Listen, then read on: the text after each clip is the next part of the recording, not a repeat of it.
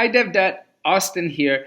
I was always taught that yoga was specific to India and that it was India that created the philosophical concept of yoga.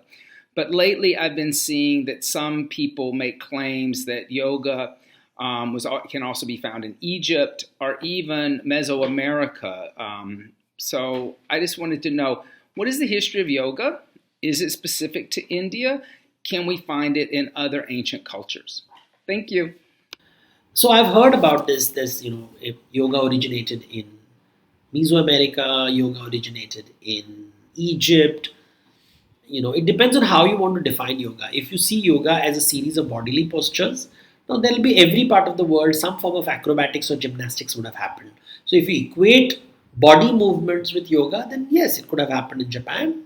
I'm sure that with acrobatics in Japan, every country, every tribe would have some form of acrobatic activity, bending the back, sitting in a particular way.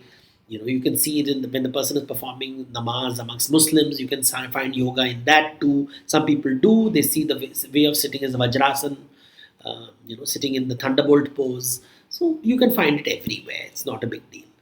If it's associated with breath, breath is also seen in different cultures. Breath control, talking about the breath is considered with life.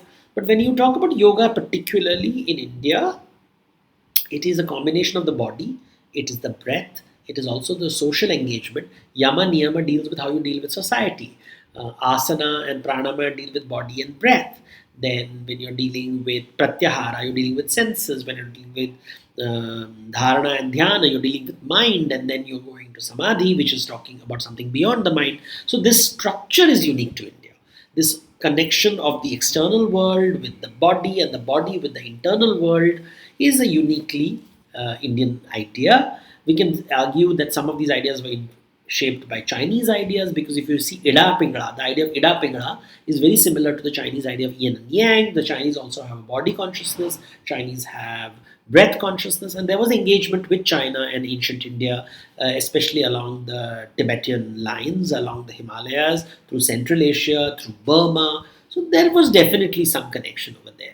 But knowledge keeps exchanging itself. It's articulated in India, and so the word Shastra, which is used, Shastra means organized knowledge, and the organizer of the knowledge is called Shastri. So Yoga Shastra, organization of yoga, connecting the social aspect of it with the physical aspect of it, with the psychological aspect of it, with the spiritual and magical aspect of it, the occult aspect of it, all happens in India. So, but if you want to see it in Africa, good for you. If you want to see it in Mesoamerica, good for you. We can say yoga speaks to the whole world. Why not? It's let's not make everything territorial. If it makes you happy that it comes from Egypt, good for you. I mean, it makes no difference to me really. Practice of yoga is far more important than deciding, putting labels to it, or claiming it as territory. So that's something that I'm very wary of. So, if you're looking for more information about yoga and yoga mythology, pick up Devdutt Pattanaik's book, Yoga Mythology in 64 Asanas and Their Stories. This is a great resource for yoga teachers.